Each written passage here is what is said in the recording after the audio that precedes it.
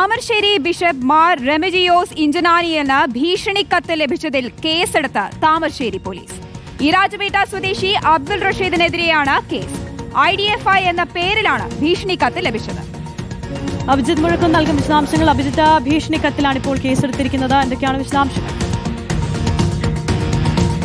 കഴിഞ്ഞ ദിവസമാണ് താമരശ്ശേരി ബിഷപ്പിന് ഈ ഭീഷണിക്കത്ത് ലഭിച്ചത്. ബിഷപ്പ് ഹൗസിലേക്ക് IDFI എന്ന പേരിൽ കത്തെത്തുകയായിരുന്നു. തുടർന്ന് ഈ ബിഷപ്പ് ഹൗസിലുള്ളവർ ഈ കത്ത് താമരശ്ശേരി പോലീസിന് കൈമാറുകയും ചെയ്തു. അതിന്റെ അടിസ്ഥാനത്തിലാണ് ഇപ്പോൾ പോലീസ് കേസെടുത്തിട്ടുള്ളത്. ഈ കേസെടുത്തിട്ടുള്ളത് ഈരാറ്റുപേട്ട സ്വദേശി അബ്ദുൾ റഷീദ് എന്ന പേരിലാണ് ഈ കത്തെത്തിയത്. അതിൽ തന്നെയാണ്, അയാളുടെ പേര് വെച്ച് തന്നെയാണ് ഇപ്പോൾ പോലീസ് കേസെടുക്കുകയും ചെയ്തിട്ടുള്ളത്. ഈ ബിഷപ്പിനെ ഭീഷണിപ്പെടുത്തുകയും സമൂഹത്തിൽ കലാപമുണ്ടാക്കണമെന്ന ഉദ്ദേശത്തോടും കൂടി കത്തയച്ചു എന്നും FIR-ൽ പറയുന്നു. BNS 192, 351(2) തുടങ്ങിയ വകുപ്പുകൾ ചേർത്താണ് ഇപ്പോൾ പോലീസ് കേസെടുത്തിട്ടുള്ളത്. ഇദ്ദേഹത്തിനെ ഭീഷണിപ്പെടുത്തുന്ന ഉള്ളടക്കമായിരുന്നു ഈ കത്തിൽ ഉണ്ടായിരുന്നത് എന്നാണ് നമ്മൾ മനസ്സിലാക്കുന്നത്. ഏതായാലും പോലീസ് കേസെടുക്കുകയും അന്വേഷണം ആരംഭിക്കുകയും ചെയ്തിട്ടുണ്ട്.